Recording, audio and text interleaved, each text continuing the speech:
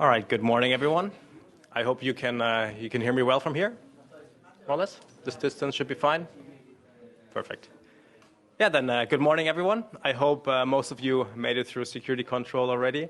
Good morning to all from the GRC. Thanks for having us.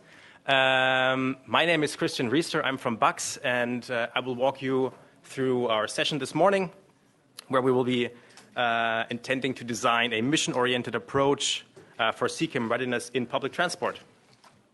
I'm joined today by 4 speakers: Jill Tausin from RATP, Nikolai Harnisch from Bayern Innovativ, Pia Blessing from Dromos, and Wolfgang Backhaus from Ruprecht Consult. Excuse my voice, every now and then I might have to cough. I just went through a cold. I hope you don't mind. So, what to expect from the next 90 minutes that we're here? We have quite a packed agenda. So what we're trying to do is to define a mission for Europe on CCAM. What that means, we'll see in a bit. Then we want to identify so-called system transition enablers, so parameters that will help us achieve this mission that we define. Then we will hear from our speakers on new policy, economy, society, and technology investment models, and basically how they design innovations that lead up to the mission that we commonly identify. Later on, we will identify also the organizational capacity that your organizations individually require to actually make that change happen. And later, we will identify also a set of actions that you can take individually and as a group that will bring us closer to that mission. A few words about myself and what we do at Bucks. Very shortly, on CCAM, we work with public transport authorities and operators to build credible and realistic roadmaps towards the rollout of automated mobility. We do that by managing, developing, or collaborating in European projects that you see in the middle, notably also Ultimo, that is prominently represented here today as well. And also with our partners at the European Investment Bank, we help organizations with ambitious plans to get access to large-scale financing, such as through the ELENA grant that we just have done with Hamburg, for example. So yeah, let's start by setting the scene. How should we do that? Well, I think what most of you know, but is a good reminder, is that there were quite some developments happening in the European landscape policy. Started most notably with the Draghi report that was released last year, but then ultimately accumulated into the EU Automotive Action Plan that was released just this March and prominently proclaimed by our EU President von der Leyen. What is, let's say, the main takeaways? Well, all these documents and strategies, they talk a lot about the need to invest heavily into automated technologies and software. Need for harmonized regulations, that there needs to be a big push, that we need to compete globally, that we need alliance, and that this will be done through test beds, through the rollout of larger cross-border sandboxes, and also more financing will be provided. You might ask, okay, why is that even needed, or what's kind of the ecosystem that we see ourselves in? And I think most of you, of course, know what's happening in the US and China. Most notably, this is a drone shot taken by some journalists from Autonomy Central just this March. It shows an assembly plant of upcoming Waymo self-driving vehicles. These are still the Jaguar I-Pace vehicles that Waymo has purchased, and they will be converted into the self-driving vehicles that we know. I think we see around 2,000 vehicles here. That's an insane scale. Another example is this taken by a colleague of mine just 2 weeks ago in China. This is a commercial robotaxi ride provided by Pony AI in Shanghai. You can see the vehicle is going 80 kilometers an hour. Or you should see it if the video goes well. And there's no safety driver on board. So this is just kind of the ecosystem that we see ourselves in, and that kind of require this push in policy, this push in investment, this push in competing globally, so that Europe doesn't lose the edge. What we also see is that the private sector is very actively already reaching out to the providers of these kind of vehicles by setting up private-to-private collaborations. This very interesting article from CB Insight says, in order to mitigate the threat to their own business model. So you see Uber and Lyft, the main ride-hailing providers, partnering up with the Waymos, with the WeRides and Pony AIs of this world in order to indeed mitigate the threat to their business model. And what do we do in Europe at the moment?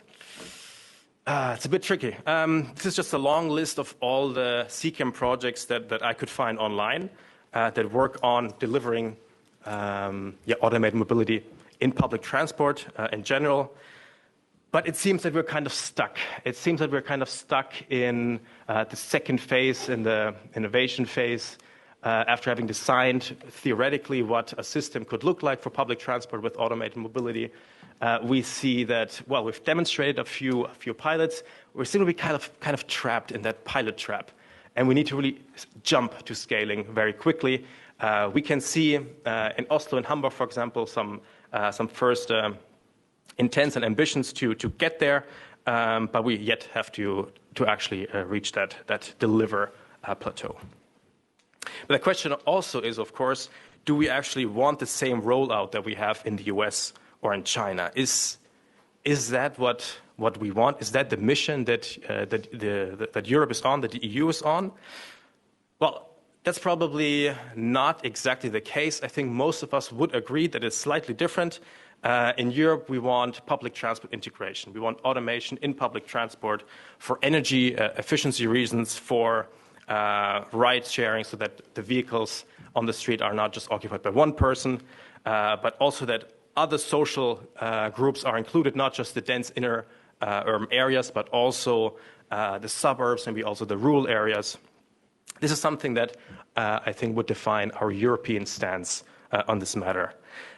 It also shows that as Europe, we have to form a mission-driven approach. We cannot just let the free market get in there and provide whatever provides the most return on investment. No, we need a mission-driven approach to CCAM. What does that mean?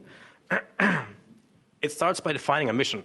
What do we actually want? What does Europe actually want from automation in public transport? And it also means that we need to deliver a system transition, not just a technology push, a system transition to enable that mission. One second. A system transition, of course, is reliant on technology. Technology readiness in Europe, you might say, is probably in the late phase of demonstration. That's actually a vehicle that is just being deployed in Ultimo in Germany by Deutsche Bahn together with ZF. However, the global competition is much further ahead. I would say they're approaching a commercially ready service that you can just book and take. So essentially between 8 and 9 there. Technology, of course, is crucial, but it's not everything. We need way more in order to achieve our mission. We need policy. So we need to ask the question, is it even desirable of the stuff that we're doing here? Is there political buy-in at local, at regional, at national, and at EU level? And does the approach deliver the desired results that we intend to achieve? Is it actually economically attractive? Is there a business case for what we're trying to do in public transport? Is it bankable? Is it scalable? Is it competitive? Can we compete with the private sector developments?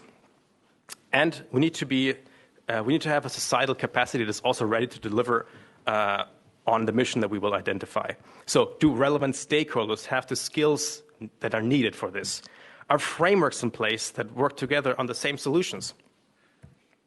And when we look at these PEST, you might remember it from your university course. In China and in the US, it's very market-driven. There's a push towards more robotaxis, or actually robotaxis are what's emerging out of this market-driven approach. China, of course, has a bit more of a state-driven, maybe even subsidy kind of framework in place. And the US, of course, has not really a public transport ethos, at least in the western side of the US. And in Europe, well, with the same technology, we want actually a different mission. So we need to work on that. So today we'll use this mission-driven framework approach to design innovations, try to build capacity, and set actions forward. Let's get started. Let's define a mission. What do we want to achieve here in Europe? Well, a mission cannot be, or our goal cannot be just to roll out and deploy CCAM. What does it even mean? Instead, we should formulate a different goal.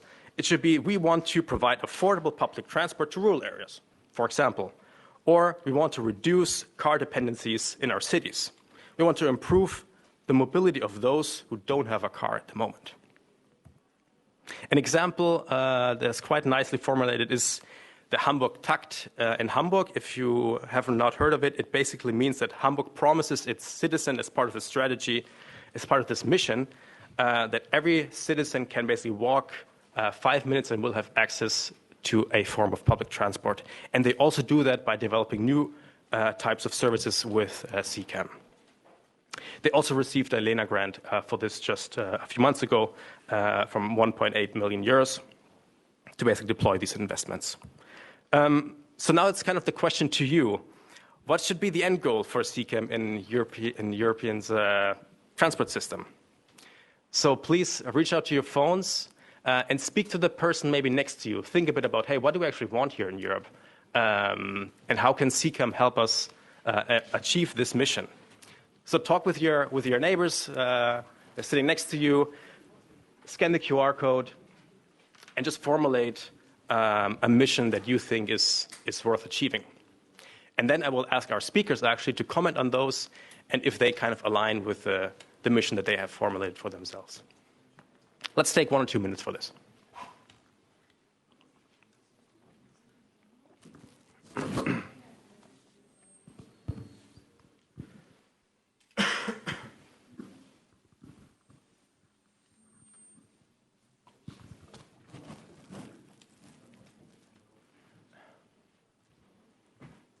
Very happy to see that the Mentimeter integration works.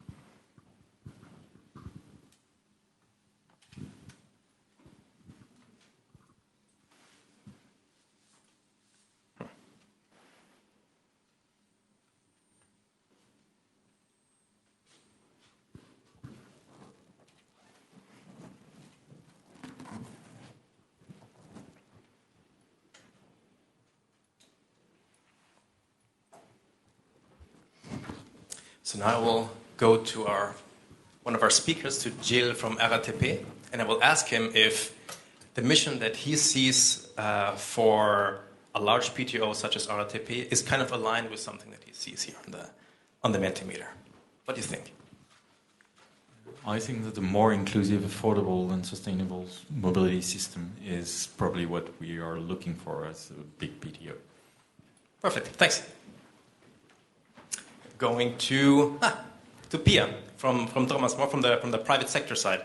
When you look at this, is this more or less in line with your mission as well, or do you have other ideas as well?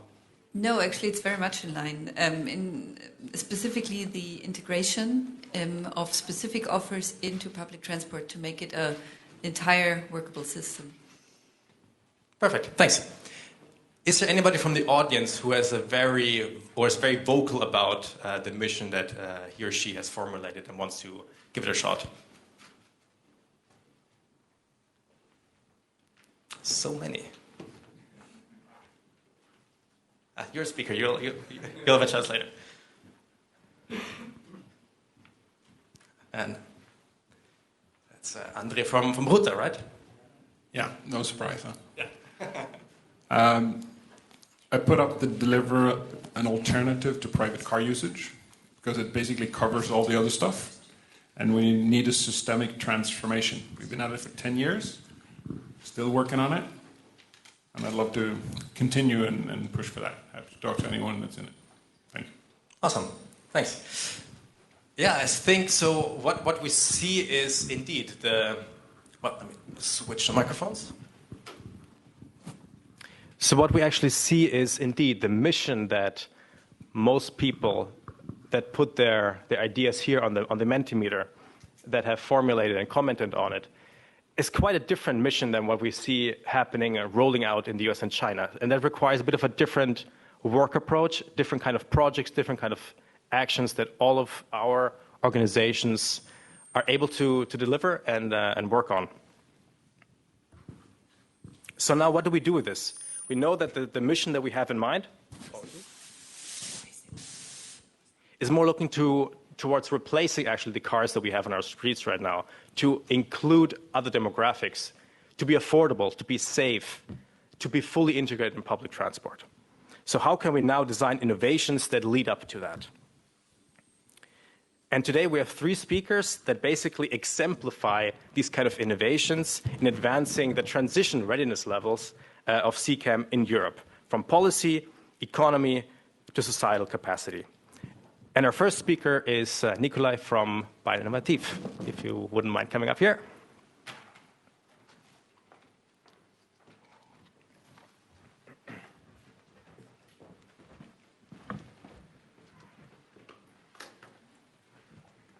Okay.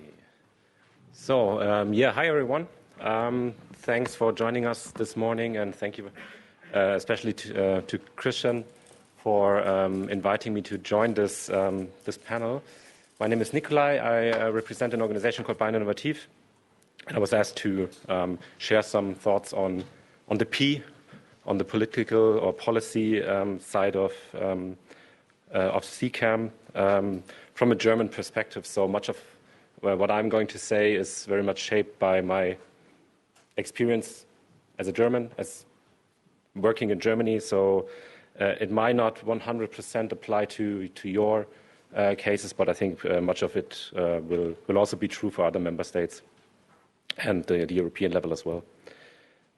So I will briefly introduce myself and our organization. Then I will give you like a broad overview of the status quo of AV deployment and regulatory framework in Germany, as well as an insight into what the German strategy actually is in terms of AVs. And then I will share some findings that we've gathered from a stakeholder workshop that we held by the end of last year to wrap this up. So By Innovative, we work on behalf of the Bavarian government. For those of you who do not know what Bavaria is, it's like one of the 16 federal states in Germany, the largest one in the south of Germany, home to many large industry players, many OEMs like BMW, Audi, etc. And our job is basically to foster innovation by connecting businesses, by connecting industry and academia, startups and SMEs, providing them with funding as well. And generally, we also advise the Ministry for Economic Affairs primarily in terms of innovation, and in my case, especially connected mobility. So what is happening in Germany, what has happened in Germany? We have had our fair share of shuttle projects in the past where we tested shuttles, low-speed shuttles, mostly made by Navia, EasyMile. This first wave has now ended, so there are virtually no shuttles on the road anymore in Germany. There are some newer lighthouse projects that are still running, most notably Kira in the Darmstadt-Offenbach region, like in Hamburg, that was already pointed out by Christian, and Minga in Munich. They are actually trying to get level 4 on the road and integrate level 4 services into existing public transport systems. In the case of Kira, they are working with retrofitted Neo vehicles, Chinese manufacturer, with a Mobileye SDS system. So that's on the deployment side of things. What's also notable for the German case is that we have a fairly relevant industry involvement due to our industry structure, so to say. So we have some, I call them legacy OEMs, that are actively involved in developing and deploying AVs. Volkswagen, commercial vehicles, most importantly, but also MAN, Mercedes-Benz probably as well. We have a series of tier one suppliers who are massively invested in this. Schaeffler, Valeo, well, Valeo is French, but they have many sites in Germany as well.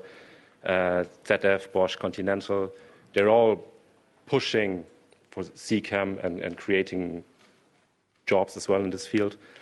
And then we have some, let's say, new OEMs. In the case of Schaeffler, large tier one supplier that is stepping up to become an OEM for special purpose vehicles, people movers, as well as Holon, a spin-off of Benteler, also a tier one supplier.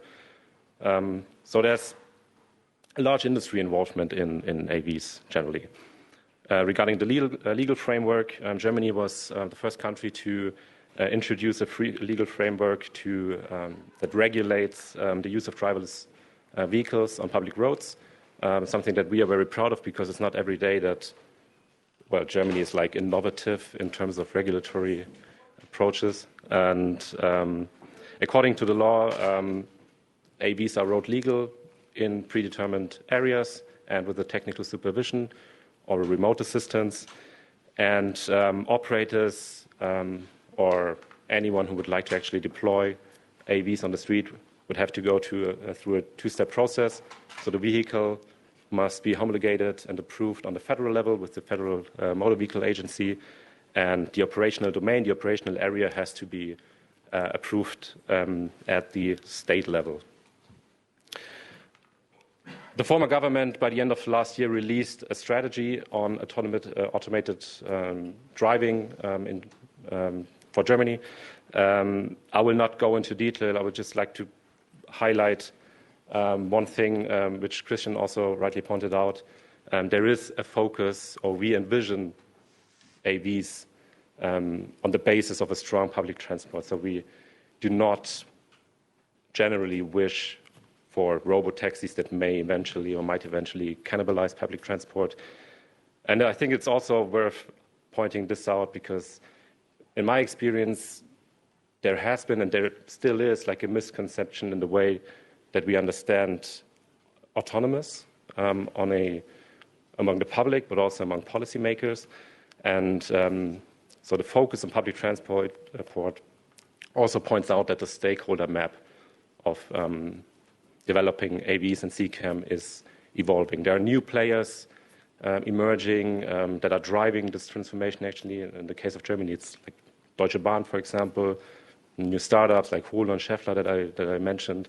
So this is also worth noting that like the stakeholder map is evolving, and policy makers also have to recognize that.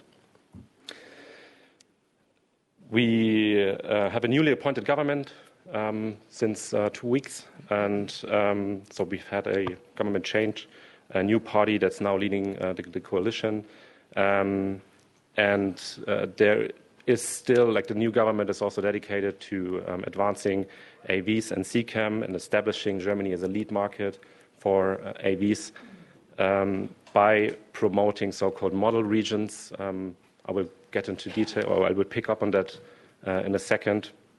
So there's still like a political will to advance this topic in Germany. So I already mentioned that by the end of last year, we conducted a stakeholder workshop where we invited more than 30 participants from all relevant stakeholder groups, vehicle manufacturers, suppliers, PTOs, municipalities, urban planners, to discuss like the main challenge that we are facing. How do we actually get out of this pilot trap that Christian mentioned? How do we actually establish level 4 or autonomous services that provide value to the customers but also represent viable business models? The results of the workshop are kind of condensed in a white paper that you're very much welcome to read. It's in German though, but you can maybe run it through Google Translate. And what we found, we came up with 5 policy recommendations for our purposes today. We'll only focus on the first 3.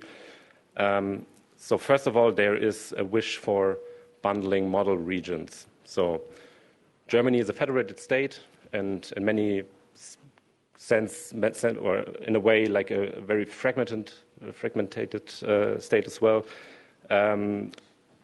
We've had a tendency to award like funded projects according to regional quota as well. So we've had like, I don't know, 20 so-called shuttle projects across Germany who were virtually doing the same thing, which is obviously very costly and time-consuming because you have to get all the stakeholders involved. You have to invest time in mapping, in getting everybody on board, setting up operations, and then you end up with a very small fleet and a project that lasts for maybe 3 years and then does not create like a lasting impact. So there is a wish among the industry, but also among PTOs, to bundle the means in very few model regions that can actually provide like a testbed for bigger fleets that may allow for actually viable business models. So focusing, so to say, the investment on few cases across Germany rather than having a plethora of projects that work independently. That's one thing. Second thing, second recommendation, harmonizing regulations. I've mentioned before that we have like the operational area of AVs will be approved at the state level. So operators will eventually have 16 entities to talk to when setting up operations. 16 entities with likely different procedures, different approaches. So there's definitely need to harmonize these processes also in terms of procurement. We have more than 60 public transport associations in Germany, so there's definitely a need to harmonize procurement procedures as well, maybe exploring the possibility of issuing joint tenders across PTOs and public transport associations. And lastly, there is a need to adjust the funding landscape. So funding for CCAM and AVs in Germany is very much focused on research and development, both at the state level and also on the federal level. There are different programs, but the most relevant programs, they normally cater to the automotive industry, so they most of them require the participation of a traditional OEM or at least like a large supplier. They address a fairly low TRL, just like Christian pointed out. So most of these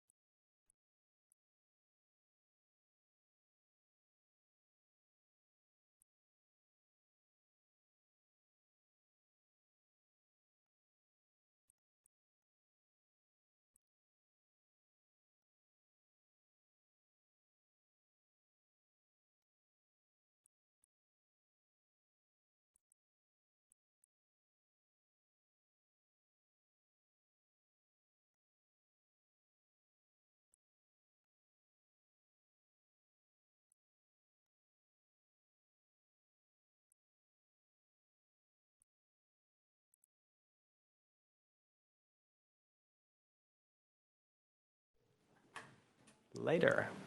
Here we go. Nice. Thanks, tech team. All right, next up would be Pia Blessing from Dromos. Please come to the stage. You will shine some light on the private sector developments and the economic pillar of our mission. Good morning. So, as Christian mentioned, I am from a startup called Dromos. We are based in Munich, and we have developed an approach to deliver public transport solutions in an innovative way. What I need to say in the very beginning, I'm not so much talking about technology. We are not fully autonomous as it is defined here within this audience. We are an automated solution. But, and then I need to pick up the entrance, the title of this session. We have a very specific mission. And according to that mission, we defined our use case and our business model. As I said, we are not a technology provider. We are not a vehicle developer. However, what we are is we are a system integrator. And you will see very soon what this means exactly and how we designed our entire system for profitability. So basically, what does that mean? We have defined across all these parameters what we want to deliver. We want to deliver a system delivering high capacity. And this high capacity is meant how many people per hour per direction, comparable to the capacity of trams, subways, bus rapid transit systems. We deliver that, however, not with a large vehicle, but with a small dedicated people mover, which has the capacity of maximum 4 people. Our mass use case is it has not to be shared. It is not required. However, if you are in a party with friends, with your family, of course you can do that. Time-wise, our system says you order it on demand. We do not have fixed schedules, but we have on demand. With your mobile app, you can order your personal vehicle. However, we are not fully on demand in terms of routing, but our routes are fixed because what we do is we need to use dedicated lanes because, now I jump back to the first parameter, the vehicles are only automated with level 2+. However, the rest of the intelligence sits within the road infrastructure. And we are using roadside units, and we are using a specific operating system, the so-called Drom OS, which is steering the vehicles through. And because we are with this management system, we can achieve very, very short headways. We can still deliver this high capacity. So our pickup and drop-off stations, we do have fixed stops, but they can actually be quite tight and in very short distances one to another, because when you book a vehicle by yourself, for yourself, you still can go directly origin to destination. You do not have to stop in between for all the other passengers that might be in a shared vehicle to get off. So this is why we achieve quite high speeds. Tariff integration and the service offering is something that we have also put a lot of thought in, but that is dependent on the public transit organization that we actually work with and that we set up the system up together with. So why are we talking about a successful business case? There are 2 components that drive costs very significantly. One is actually the weight of the vehicle. Our vehicle, the Dromos vehicle, as I said, it is not fully autonomous. It does not have all the very heavy equipment upon it. That means it only weighs empty about 500 kilograms. That is about a fourth of a car. that is only a fraction of a light rail. And we really have to consider that each of those vehicles has implications on the infrastructure that it is driving on. So the multiple of the weight translates directly into the multiple of costs of the infrastructure. I think it is very easy to understand with a light rail. Light rails are typically, the 1 kilometer costs in between 40 and 60 million euros.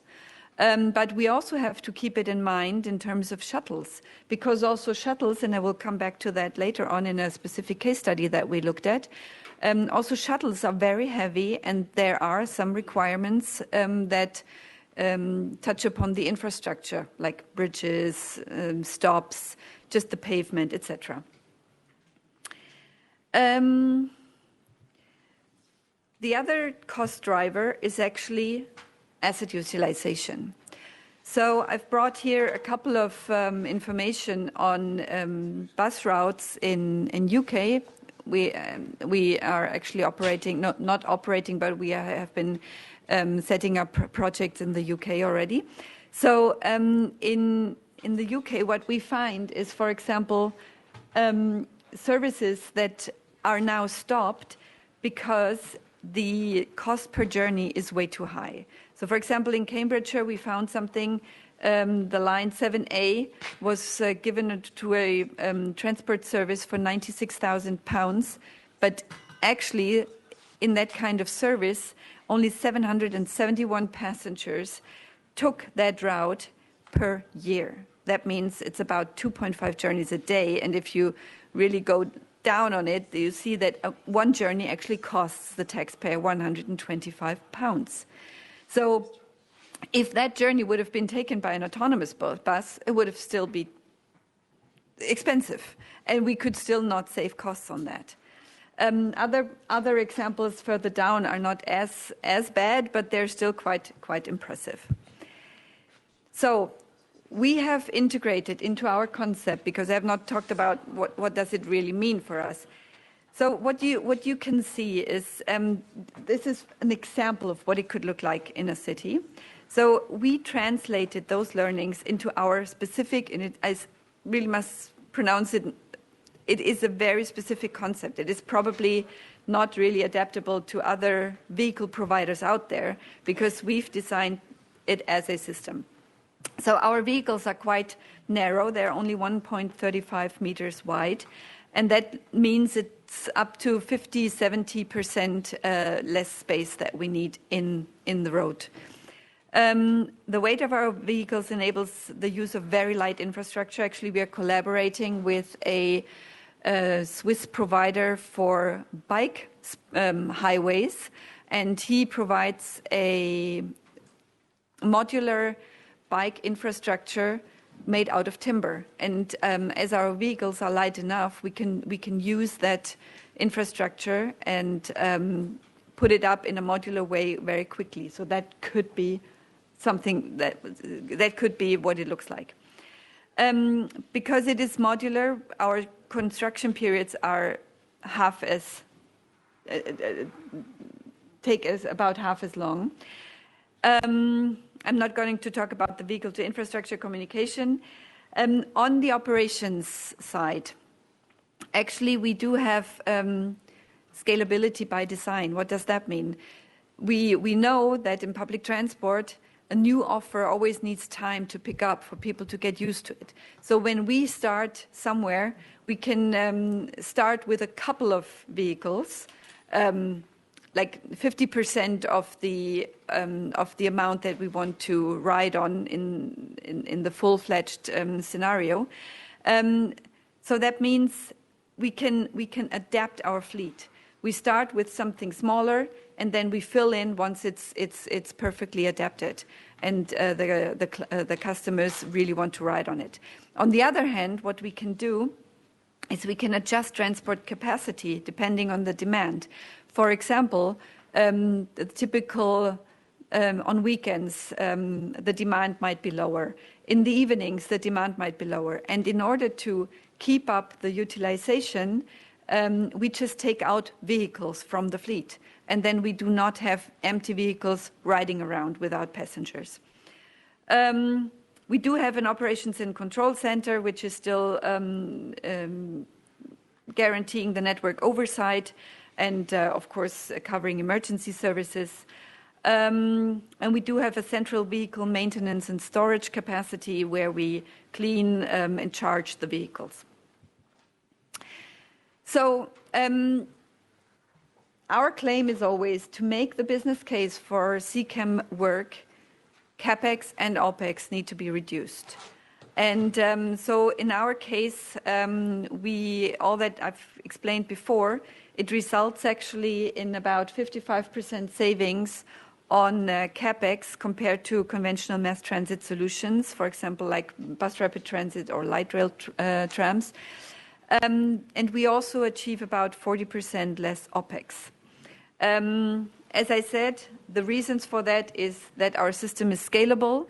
It is flexible to the vehicle, based on the adoption, and our infrastructure models are also very easily deconstructed and reused.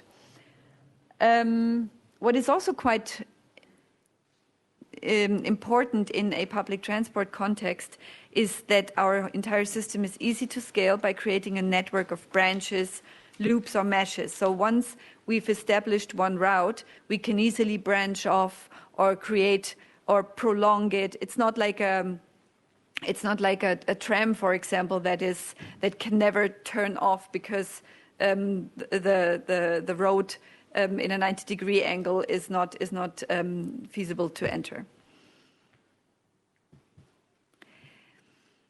So how do we actually know about this?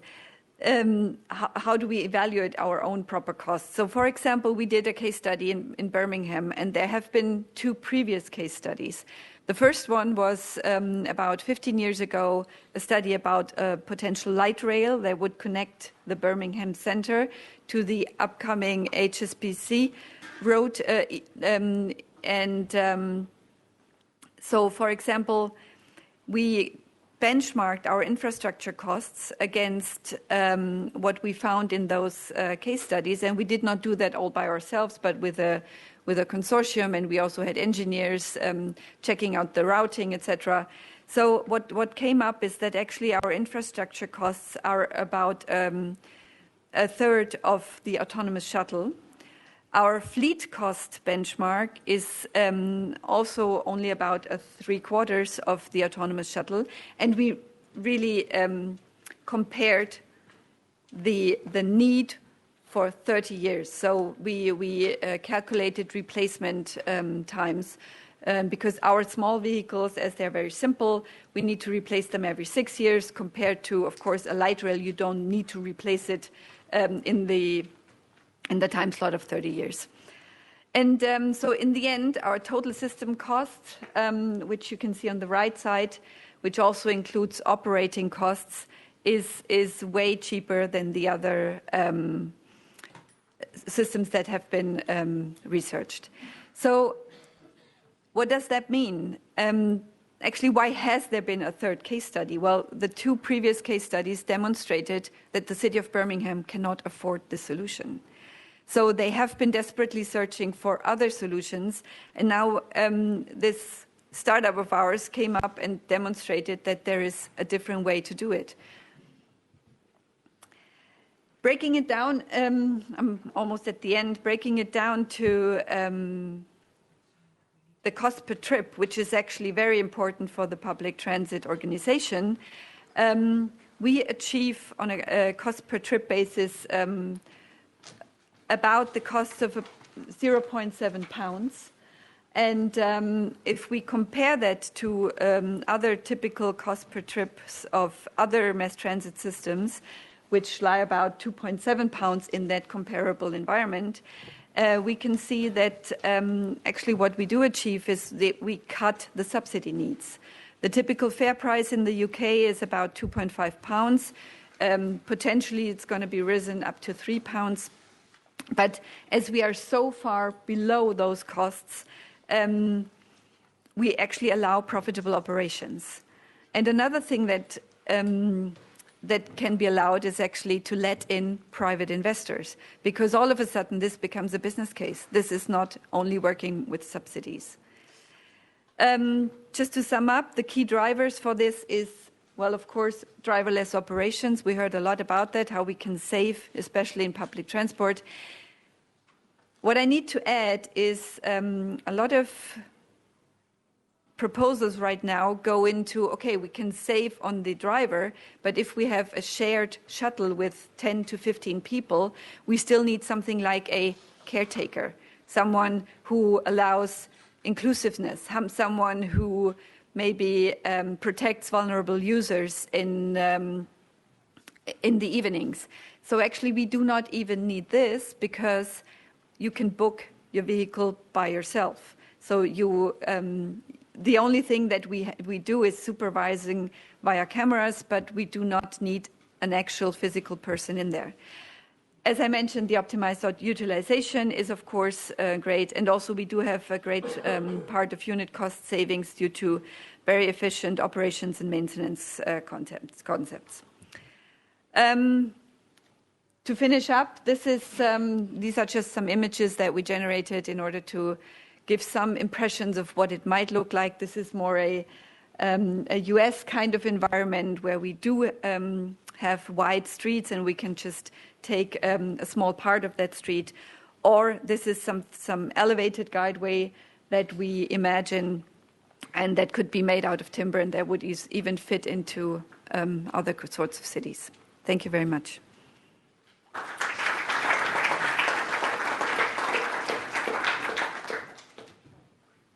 Thanks, Pia. Thanks for showing some insight about how a European homegrown startup company intends to build a positive business case with the technology at hand and the challenges that come around it, basically. Next up, I would like to invite Jill Tauzin from RATP. Who else would be better positioned to talk about advancing the societal capacity in Europe better than an actual large-scale public transport operator? So, Jill, the stage is yours. Thank you, Christian. Good morning, everyone. I'm very pleased to be here, and thank you for the invitation to deliver some kind of testimony of our experience as a PTO about autonomous mobility. So I'm Gilles. I'm a Chief Innovation Officer for RATP Group. You might know us if you've been traveling to Paris, but we're also present in 15 countries, and for instance, in China, Hong Kong, or in the US, or in Egypt also. So we have quite an experience as the third worldwide urban mobility operator about what people want, what kind of service they want, and the way we can actually try to deliver something that is relevant. First of all, CCAM is technology, but not just technology. It's also the promise and the mission. As we said, why do we want to have some autonomous mobility? What do we want to bring? We want to bring inclusion. We want to bring accessibility for aging people. We also want to have an increased efficiency in our operation. As you were saying, autonomous taxis are not the only solution. If we have as many cars as we have, but they are autonomous, the congestion problem will be the same. So public transport has to be a big part of autonomous operations to bring new services, something that can actually help to reduce inefficiency in mobility system and to decrease pollution and congestion and everything. So if we want to build that kind of service, we need to know what we want to do and how people will actually use it. So what we did is to behave as a PTO. We're not car manufacturers. We have no intention to be car manufacturers, and we have no skills to do it, but we know how to build a service. We know how people react to it. We know how to adjust the service to what we have. So we've done what we can do about autonomous mobility, which is very practical. It's experimenting, experimenting, and experimenting. So to do it in a safe environment, to develop the knowledge that we need, to develop it in partnership with our vehicle manufacturer, to develop what we need to build a system that is used by everyone, to do what we are able to do by using what we already do in our core business between road operations, buses, and automatic subway, and to see how the service is accepted, how it is used, and how we can actually bring on the table the mission that we designed for autonomous mobility. And there is nothing richer than actual field operations. And if you want, on the coffee break, I can tell you many anecdotes about what happens when you do real-life operations with real-life passengers. Anyway, so what we've done with that many experiments is trying to understand what people are expecting and to build progressively a more complex service and to bring something new each time. We've tested various services: private site, open roads, scheduled service, on-demand services. We've tested it with different population: urban, peri-urban, workers, family on weekends. We also experimented various vehicles: small shuttles, 12-meter bus, different environment like BRT or dense urban traffic. And anytime we've been trying to increase the complexity and what we can test and how people will react to the service. So are we well adapted to what is needed? We've learned a lot of things. Some of them I'm also sharing because we were in a consortium with other operator, the SAM consortium. So I'm bringing some of the results of what we've done together in that situation. The first thing we learned is that trying is adopting. When people have reluctance to get on autonomous vehicle, usually once they've used it, once they get to use it, they adopt it. But what they need is different depending on the population. For instance, for younger people, safety and technological robustness is what matters. For more senior people, the security to be sure to get to the point they want to get is what is more important. It's strong position, but more refined. But that's something that is important. What we also learned is that the time of the day is not very relevant about acceptance. It's also that when you're talking to a population of cyclists or pedestrians, they don't expect the same answers as when you're talking to a population of car drivers. And basically, if people are accepting it, they need reinsurance that is different depending on their profile and what they've done. And communication is key to the acceptability of autonomous operation. And this communication has to be caring for every need, every question, every interrogation that people may have about their needs. We can't just be like, it's autonomous vehicle, it's a technological magic, just accept it and go on with it. You have to actually take the people to listen to them, to explain to them what you're doing, and to be sure to bring the right service. And once again, experimenting with actual people is the best way to do it, and then to have some people saying, hey, I've done it, I want to do it again, and everything. And I still have people asking me if we are still doing the shuttle in the Vincennes Wood, in Bois de Vincennes, on the weekends for families, even if it has been stopped for 2 years, because it was something that people accepted and integrated in their weekend walk or whatever. What is also important is that many of the communication needs are related to the surrounding infrastructure of the CCAM operation. And infrastructure is also a way to bring the answers to that needs. And it brings me to something that is important, is that upgrading infrastructure is expensive, we know that. And but CCAM is not AM. It's not just autonomous mobility, but also cooperative and and connected. Yeah, I added in French. I was just cooperative and connected mobility needs infrastructure, and the whole of CCAM can bring the opportunity to bring the answers of the social acceptance for autonomous mobility. And eventually, there is something I want to talk about because I haven't heard about it really so far, and it's important. We are a public transport operator, so we have people. And if autonomous mobility is deep transformation for the mobility industry, for our operations, for what people are expecting, it's also a deep transformation for us as PTOs.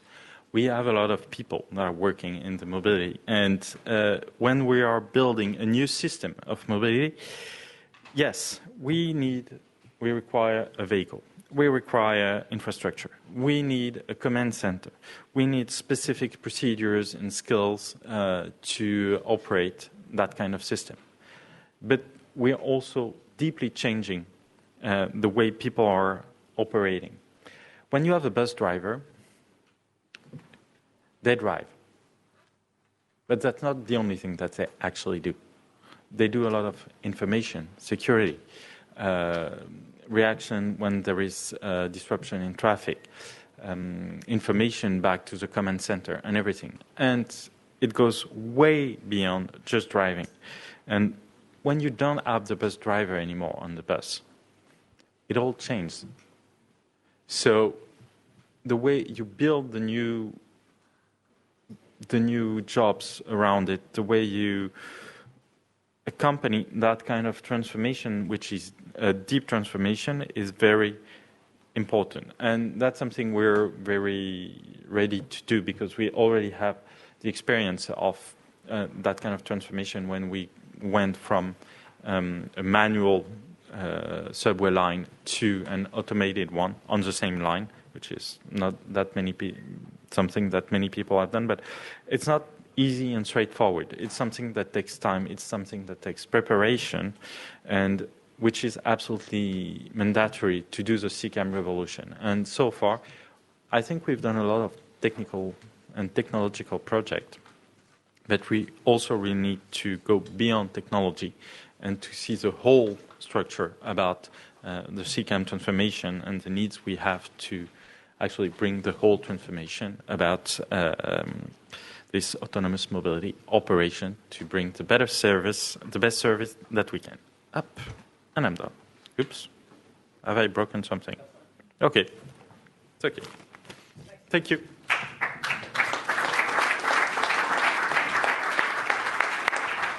Thanks, Gilles. Very interesting to see what you're doing at RATP in the field. Now is finally the time for you, the audience, to ask any questions that you might have. Again, we have this nice Mentimeter. Please make sure to write in your response to who you address your questions. Otherwise, we won't know how that would work. So while you think about your question, while you're typing, I have some questions to get started as well. Maybe first to Nikolai. You were talking a lot about new model regions to be either developed or created from scratch in Germany. Can you tell us a bit more what exactly that means? What is the scale of a model region? Where are they supposed to be? Do you already have some locations in mind that might be planned for? Maybe you can shine some light on that. So to my knowledge, there's a lot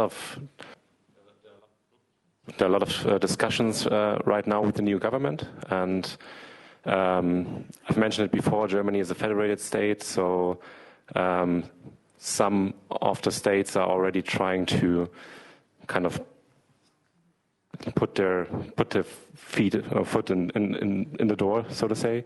There are some areas that could potentially be like a starting point, like Hamburg, Munich, for example, the ones that already have these kinds of projects. But generally, like these model regions, they have to be big. They have to they have to be big enough to accommodate a large fleet, because only a large fleet would like represent an incentive for the industry to keep on investing in this development, and that would justify mass production as well.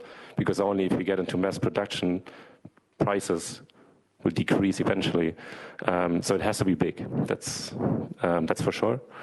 It has to also to include like different use cases, metropolitan area, peri-urban area, maybe even suburban areas. It should also include different ODDs, I guess. Street roads, like larger roads, maybe even autobahn to some extent, who knows. But this is, I think, something that's happening behind closed doors right now, these discussions. I don't know. I saw someone from Moja earlier on, so maybe they can share some insights, or maybe Alexandra from Scheffler, because they're also involved in these discussions. But yeah, that's like a political process as well, because as I said, Germany is a federal state, and so the states also have like their say in this. Thanks. There's plenty of follow-up questions that I have in my mind right now. Unfortunately, we don't have the time for this. We will have a coffee about this, I'm quite sure. Okay, we have some first questions popping up on the Mentimeter. First one would go out to Pia. How does Dromos consider accessibility and ensure access for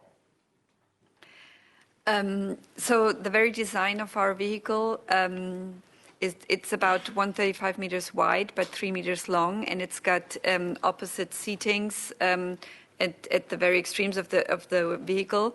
So that means that you can bring basically anything into the vehicle, from prams, wheelchairs, bikes, whatever. You can take a lot of stuff into the vehicle. And actually, as we design the entire infrastructure, what we also do is we design the boarding zone to be level with our vehicles. And our vehicles can actually, we have actually a patented boarding situation. So we have a very little gap and an even boarding zone. So it's very easy for people with all kinds of needs to enter the vehicle easily.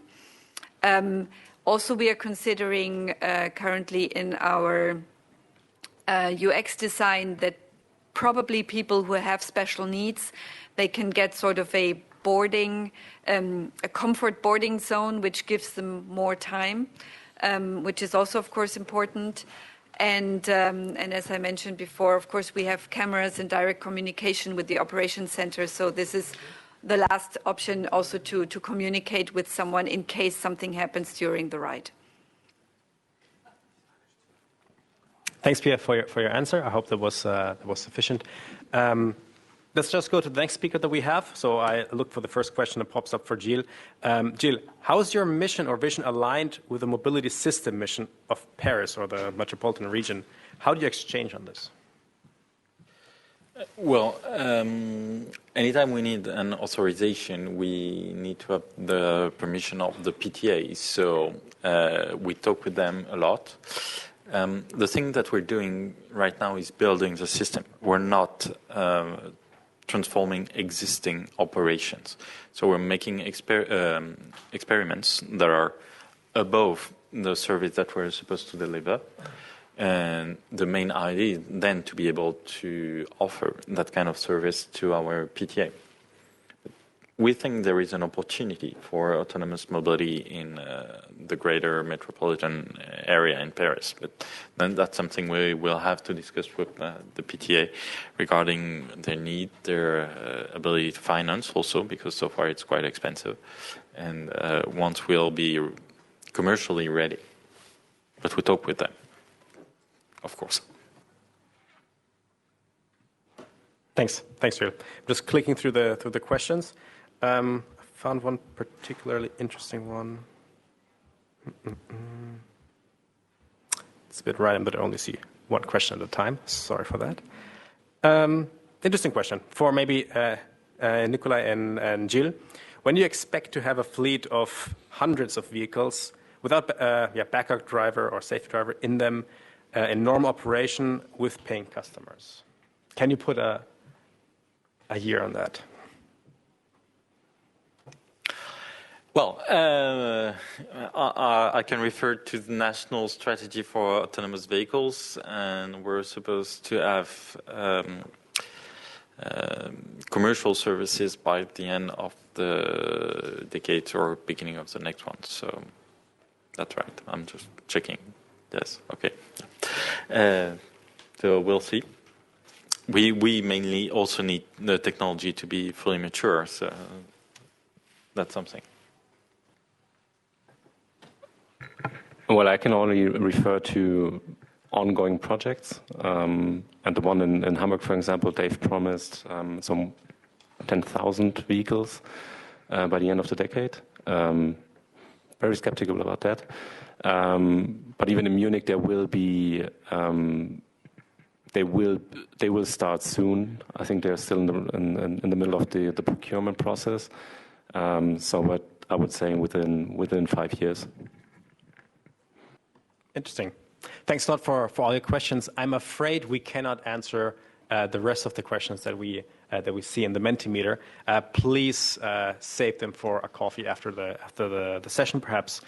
One last question, though, that I have prepared from my side to Jill. Where do you see RATP in, let's say, 10 years from now, 2035? How do you operate public transport? Well, public transport is something that is absolutely needed for the transformation of our society and the need of adapting to climate change and to tackle it as much as we can. So we think we're part of the solution. We think that PTOs have an expertise that is specific and that can help territories to transform and to adapt. So we think we'll still be developing new services and also including subways, because even if they are infrastructure intensive and costly, they have a capacity that is unbelievable. Like we know what we operate every day in Paris, so we know how it can be huge. Perfect. Thanks a lot, Jill. Well, thanks a lot to all of our speakers. I think it will be easier for you to follow the rest of the session from your seats, because otherwise you would have to turn back all the time. So yeah, again, thanks a lot to the three of you.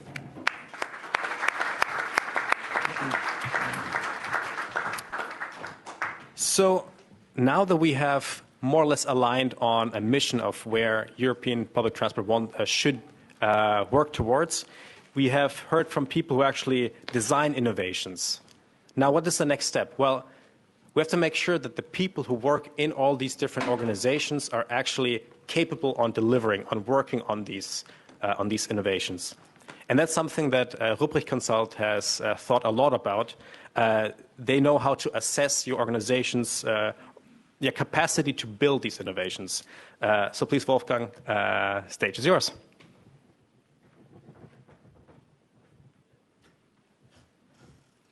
Thank you, Christian. Thank you for having me.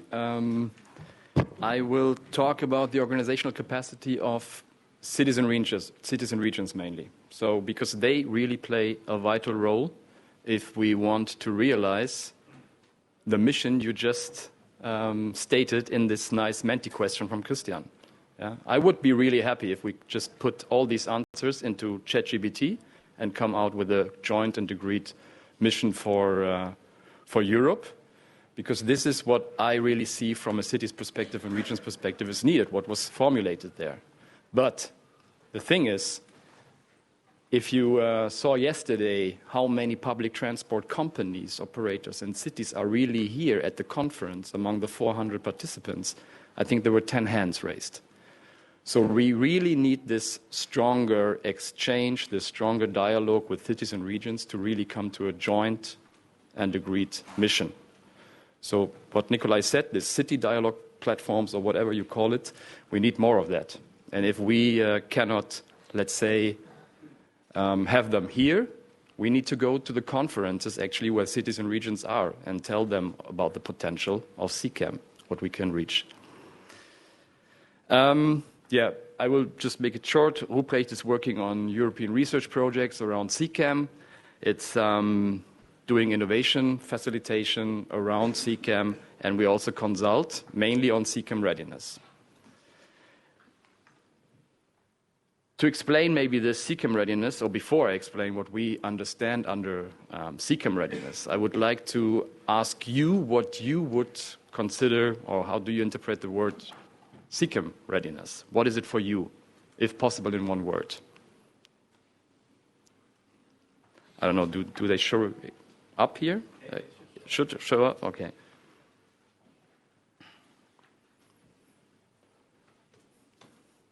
And as long as you maybe answer, because I think cities and regions actually have missions. Yeah? I just came back from Vilnius last week, where the big cities mission conference took place.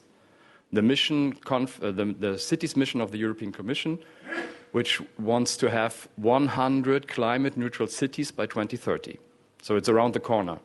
If you look into all their climate action plans and search for the word CCAM or automated mobility, you will find it in 2 or 3. Yeah? It's not a topic. It's about decarbonization.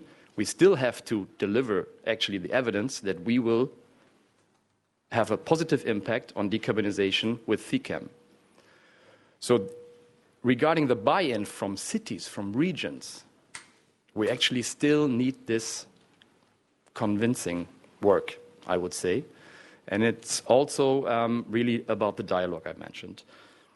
So the buy-in on national level, it was asked by you, Christian, I think it's already there partly, but it has a strong economic perspective.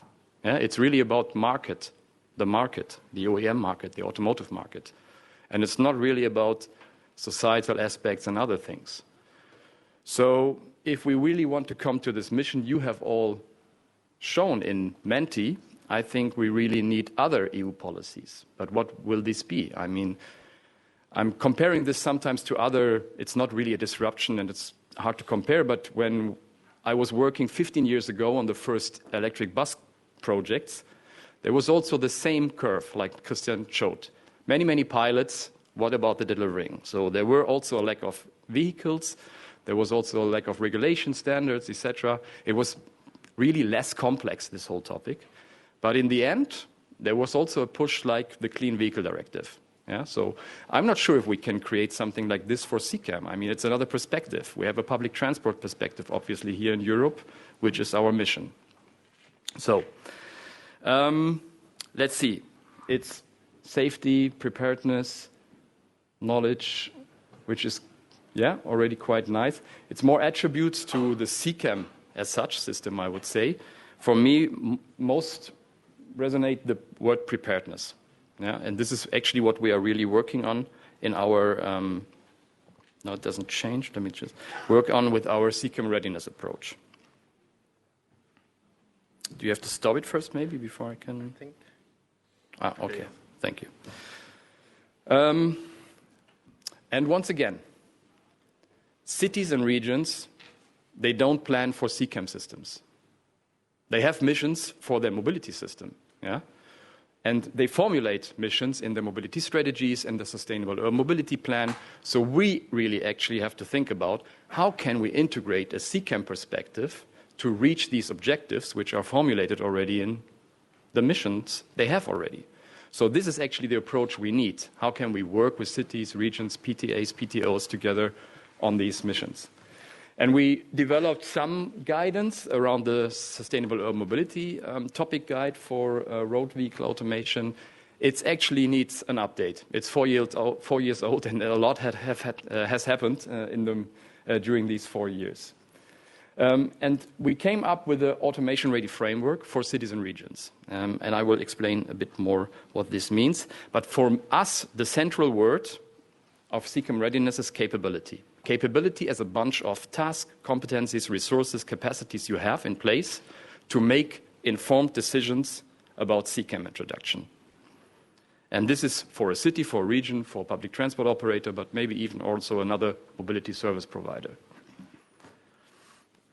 So what we have done in this framework is we have different layers of, or building blocks we call it, which is going from policy to infrastructure, users, etc. So, and here we have different stages, from raising awareness to piloting to rolling out, and there you have different approaches, how you can, for example, raise awareness.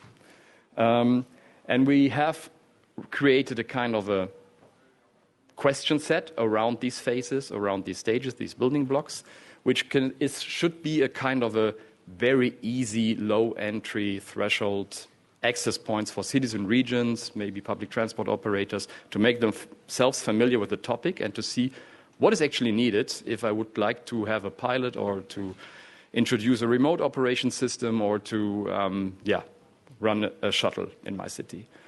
And it's actually maybe not something for, I have Andrea here with me, for Oslo or for Hamburg. You're much more advanced. But it's really for maybe also smaller, medium-sized cities who are really new to this topic to use this as a first, I would say, self-assessment and radar where. So what we're doing now is we will integrate this tool into the knowledge base of the CCAM Association CSA FAME project, to really have a new angle for cities and regions to assess themselves, and then also link it to all the knowledge resources. I come back to this later, to all the knowledge resources you have on this platform, on this knowledge base, which is really huge, but sometimes you can feel a bit lost if you don't know what you're searching for. So I have the next Menti question. And maybe I would like to ask you, not for your own organization, because we're at the CCAM, so you are already quite advanced. Maybe think about your own city or your public transport company in your city, or with whomever you work, maybe. Choose a city and assess the CCAM readiness from what I just told, from this perspective.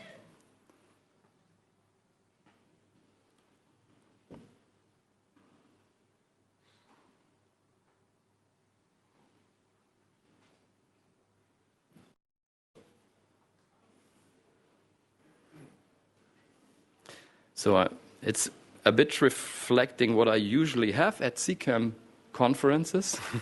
It's, let's say, I would say above average what we usually expect. But so it's really low to moderate in most cases, but this is somehow how we see the picture.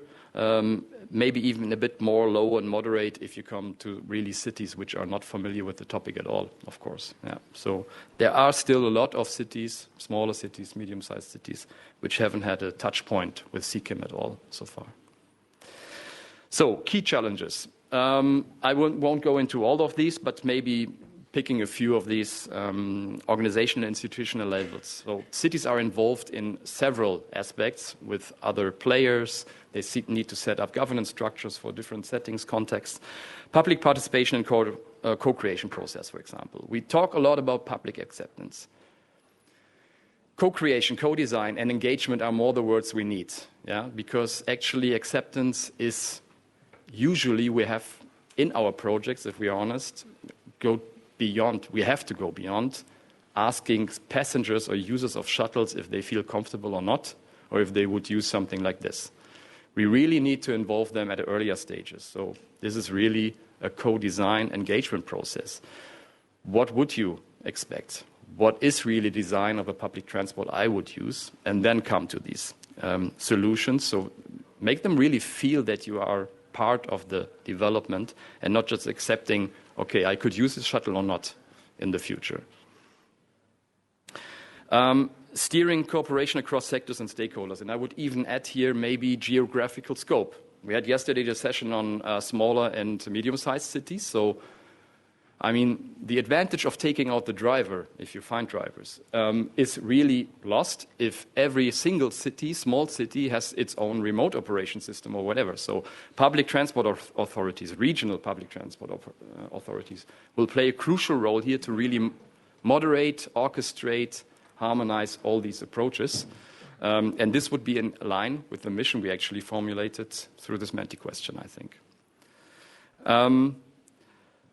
And you really have, in terms of public-private partnership, this mission approach as well. So, I mean, we heard about Hamburg today already sometimes.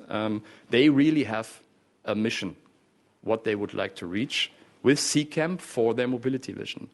And they have this public-private partnership with Holon, etc. So these are the examples. Also, this model region idea, which was mentioned by Nikolai. We need more of this than, let's say, more single pilots.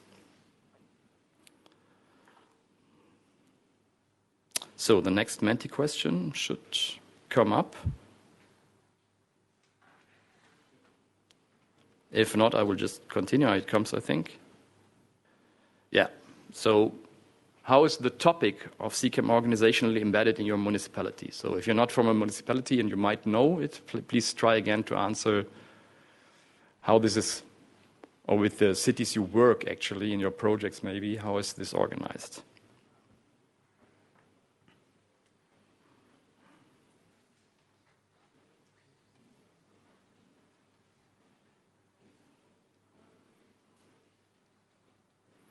Okay, we see from not relevant to special mobility units set up for this topic, which might be more from larger cities, I would expect, this answer, or from the perspective.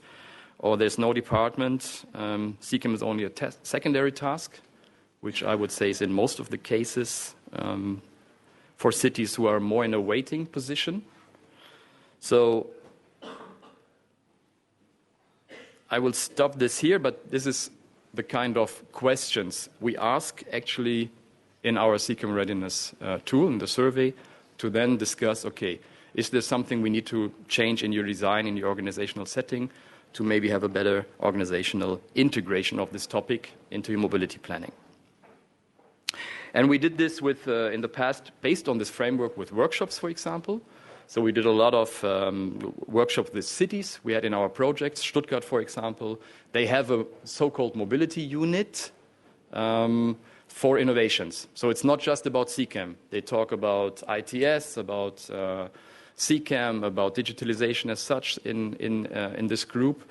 And they have a organizational structure among several departments and as a cross-department structure. So what we did is we actually defined some use cases for them which would make sense in their mission, and then discuss, okay, how would your organizational setting needs to change to make this happen, to have a better information flow, to have the capacities, the resources, the tools in place. So after the CCAM readiness survey, you can go further with maybe workshops and more in-depth analysis. What we see as a very critical capability is, we call it dynexibility. It's the ability to actually manage systems in very dynamic and complex situations. And this is actually what happens. Yesterday we heard a lot about the word disruption. Yeah? So if disruption happens, we need the right tools, the right reaction, the right agile approach to make things still happen in a way we want to have it, or cities want to have it.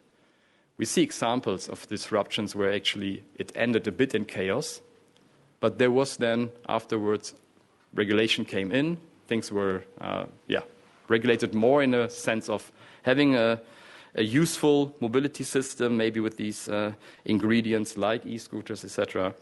And of course, it should be very much impact-oriented. So we need really the agile approach to stop things which are not working and to buy into things which are working. So, and this is not easy with organizational settings in administrations. So we really see this also as a change process for cities and regions to make this happen. Therefore, we work with cities and regions often actually more in a change management perspective approach. So we analyze cities like we did with Stuttgart and others. What is your actual organizational setting? We define their mission, we define their use cases, their aims in terms of the mobility system they would like to reach, and then try to, let's say, design across, along certain design elements how the organizational setting should look like. So there are human factors, there are tools, they actually also feedback systems. So how can we actually continuously improve our system, our knowledge flow? So all these kind of things we do with cities to make them more CCAM ready. But maybe at the moment, CCAM readiness for cities and regions might be the wrong term, because as I said, as long as CCAM community cannot show that this really is a positive impact and we can do this, we might even ask the question the other way around. So is CCAM ready to solve the problems of our cities? And as long as we don't have this perspective, this will be maybe a more waiting position in cities and regions, and maybe we cannot come up with a joint mission and vision for these cities, like we have it for Oslo and Hamburg, etc., as a front-runner cities. So, thank you very much. I think there's still one Menti question, sorry. Just one slide afterwards, and we come back. So, the next Menti question is about what do you do in terms of capacity building in your organization, if it shows up. But I can also skip it. I think we're running out of time. Huh? Okay. I would skip it, okay. So coming back to this knowledge base, please have a look at the knowledge base. There's a lot of materials. Like I said, we will try to integrate more the cities and regions perspective into this knowledge base to make it a bit more guided for cities and regions, what is really helpful for them, depending on where are their weaknesses and gaps in the CCAM readiness survey. Okay, thank you very much.